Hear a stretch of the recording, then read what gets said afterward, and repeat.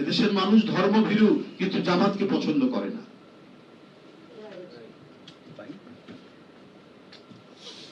এদেশের মানুষ ধর্মভীরু, অতিরিক্ত ধর্মবিরোধী কর্মকাণ্ডও পছন্দ করে না। সে বিভিন্ন রাজনৈতিক দল রাজনৈতিক তৎপরতা করছেন। এখন গণতন্ত্র ফিরে এসছে, গণতন্ত্রের আবহাওয়া আছে, ভয় নেই গুম খুনের, ভয় নেই ক্রস ফায়ারের, ভয় নেই মিথ্যা মামলার।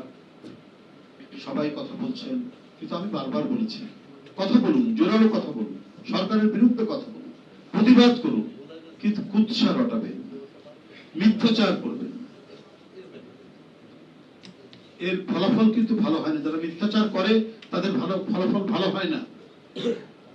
আপনি এক নেতা, জামাতে ইসলামের এক নেতা, তিনি বললেন যে বিএনপি জুলাই সনদ অস্বীকার করেছে। কবে করেছে জুলাই সনদ? স্বয়ং প্রধানমন্ত্রী তো বলেছে আমরা জুলাই সনদের সব আমরা বাস্তবায়ন করব। কিছু টেকনিক্যালিটিস থাকতে পারে, কিছু নোট অফ ডিসেন্ট থাকবে, সেটা আলাপ আলোচনা করে এটা আইন প্রণয়ন করতে হবে, কোনটা সংবিধান সংশোধন করতে হবে। স্বয়ং প্রধানমন্ত্রী যেখানে এই কথা বলেছেন, তাহলে আপনি কোন তথ্যের ভিত্তিতে আপনারা এই কথাটি বললেন? জামাতে ইসলামের একজন নেতা আরেকজন সাংবাদিক সম্মেলন করে এক নেতা বললেন যে কোরবানির বর্জ্য অপসারণের ঘোষণার সঙ্গে বাস্তবের মিল নেই। গরুরহাটে টেলিফোনে নামের চাঁদাবাজি হয়েছে, সরকার কোনো পদক্ষেপ নেয়নি। আমি আপনাদেরকে একটা কথা বলতে চাই, বাংলাদেশের মানুষ তো আমরাও আপনারাও। ফোটানোর ঝামেলা ছাড়াই নিরাপদ পানির জন্য ঘরে আনুন পিওরিট। কল করুন 16627। ঈদের দিন আমরা নিজেই প্রত্যক্ষ করেছি সিটি কর্পোরেশনের গাড়িগুলো, ময়লা তোলার গাড়িগুলো দাঁড়ানো রয়েছে এবং ওখানে কাজ করছে, যে দ্রুত বর্জ্য সেখান থেকে তুলে গাড়িতে তোলা হচ্ছে। নিজের চোখে দেখা, আমার সাথে এখানে আরো অনেকে ছিলেন। আমরা রামিসার বাসা থেকে ফিরে আসছি, উত্তরের এটা দেখেছি। আচ্ছা, তারপরেও তো কিছু ইনকমপ্লিট থাকে। এর পরের দিন প্রধানমন্ত্রী অলিতে গলিতে ঢাকা মহানগরের ঘুরে বেরিয়ে তিনি গোটা এটা দেখেছেন এবং যেখানে যেখানে গাফিলতি দেখেছেন তার কিন্তু ব্যবস্থা নিয়েছেন, এবং এতে দায়িত্ব যে কর্মকর্তারা তাদের দুইজনকে সাসপেন্ড করেছে। তাহলে পদক্ষেপ নেয়নি, এই মিথ্যাচার করলেন কেন?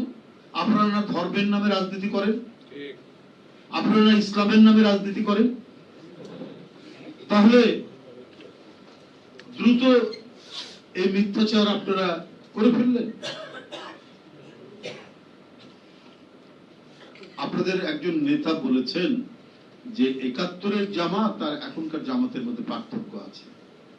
৭১-এর জামাত হানাদার বাহিনীর সাথে আঁতাত করে এদেশেরই মানুষের উপর জুলুম নির্যাতন হত্যা খুন হচ্ছিল সেটাকে সমর্থন করেছে ওইটা।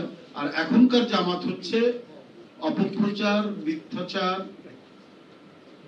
সহ নানা ধরনের অপকর্মের সাথে। এই দুইটা পার্থক্য। তখন অপপ্রচার, চাঁদাবাজির কথা তাদের নামে জানা যায়নি, কিন্তু তারা একটি হানাদার বাহিনীকে সহযোগী হয়ে নিজের দেশের লোককে হত্যা করাতে তাদের পথ দেখিয়েছে। এটা একটা বড় ধরনের অভিযোগ। আর এখন সবগুলোতে লিপ্ত, বড় বড় কথা বলছেন, টেলিফোনে চাঁদাবাজি হয়েছে, তো নিজেদের দিকে একবার তাকান। মিরসরায়ে ফেনী নদীর বালু তুলতে গিয়ে ধরা পড়েছিলেন জামাতের দুই নেতা, একজনের নাম জাহাঙ্গীর, একজনের নাম রবিউল। পরে বহিষ্কার করেছে জানার পর। তাহলে তো আপনার দলের চাঁদাবাজ আছে। আমি তো একটা কি দুইটা উদাহরণ আমি দিলাম। ফেনীতে মামলার থেকে অব্যাহতি দেবে বলে জাকির নামে এক জামাত নেতা, সে আবার রুকন, তাদের কাছ থেকে চাঁদা নিয়েছে, সেটাও পত্রপত্রিকায় এসছে বেশ কিছুদিন আগে। তাহলে তো জামাত কি বলে প্রশ্রয় দেয়, মানে ধর্মের নামে রাজনীতি করে, সব নাকি পবিত্র মানুষ।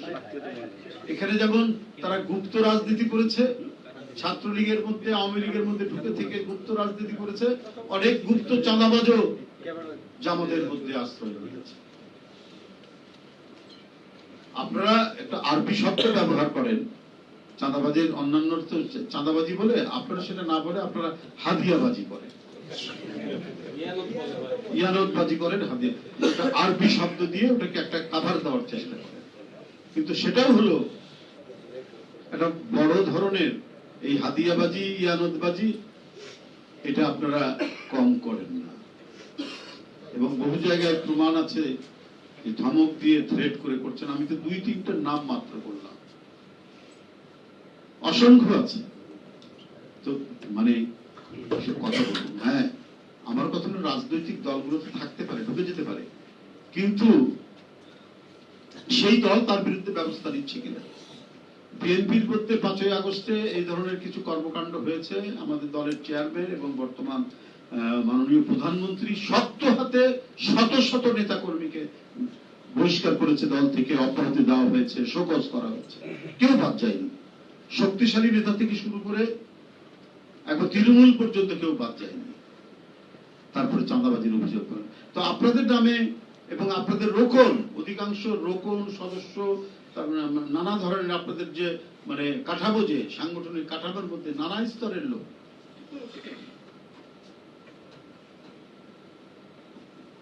এটা এর জন্য অভিযুক্ত হয়েছে।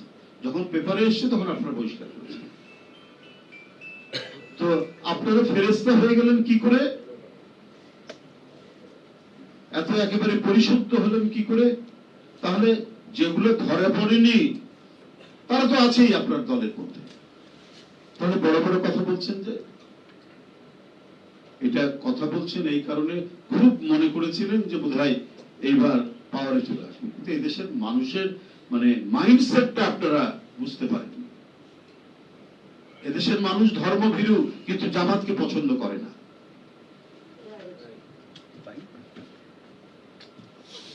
এদেশের মানুষ ধর্মভীরু, অতিরিক্ত ধর্মবিরোধী কর্মকাণ্ড পছন্দ করে না।